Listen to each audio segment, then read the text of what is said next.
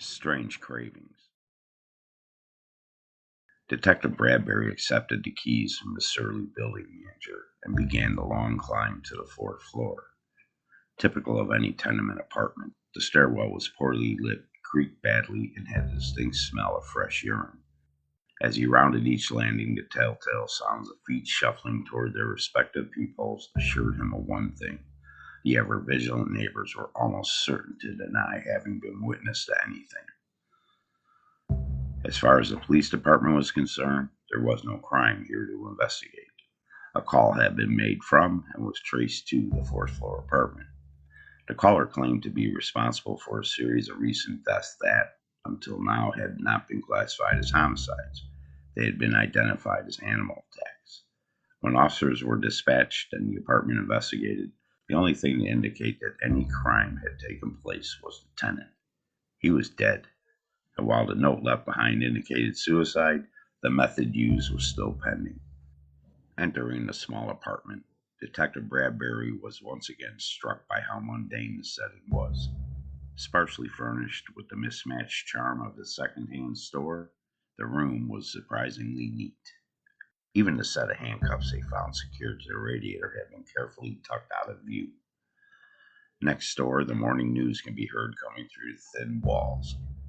Wanting to verify something he had noticed upon initial inspection, the detective took the remote from the spotless coffee table and switched on the television. As before, the volume was at a level that he could barely hear. Turning it off, he acted on a hunch and confirmed the small bookshelf stereo was set to a similarly imperceptible level.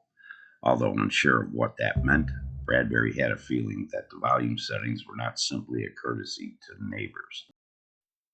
Hoping for an epiphany, Bradbury retrieved a small evidence bag he had secreted between the pages of his notepad. Inside there was a note scribbled with the words, "I'm sorry. It was something inside me. All those people. This is the only way for me to stop it." Turning the bag over exposed the only real clue there was to follow up. The note had been written on the back of a receipt of a local pawn shop. Bradbury flinched when his cell phone rang. Recognizing the caller, he sat down on the arm of the sofa and answered. "Brad, it's Clark.